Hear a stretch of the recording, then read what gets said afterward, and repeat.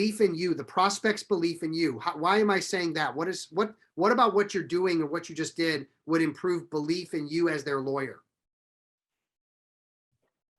Makes you come across as more confident. Okay, more confident. It builds trust. Builds trust. Okay, Joe? You understand their problems. That level of understanding where you're asking questions and taking it deeper and they're opening up to you, whether you know it or not, what's happening is their belief about you as their lawyer, as you as someone that can solve it, goes way up. And here's the interesting thing. What have you not done at all? Giving them the solution. Isn't that crazy?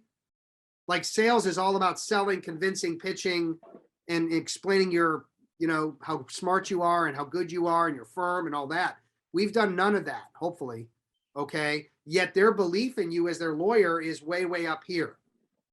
Okay. So that's the interesting twist about this whole process is the belief, the trust, it all goes up, empathy, understanding. Also at the same time, you're not selling or solving anything. You're giving them nothing to object to, right? That's the biggest thing we do as buyers is we object to things. That rate's too high. That doesn't really solve my problem. That's not what I'm looking for, right? But when you're not talking, there's nothing to object to. All you're doing is asking and listening.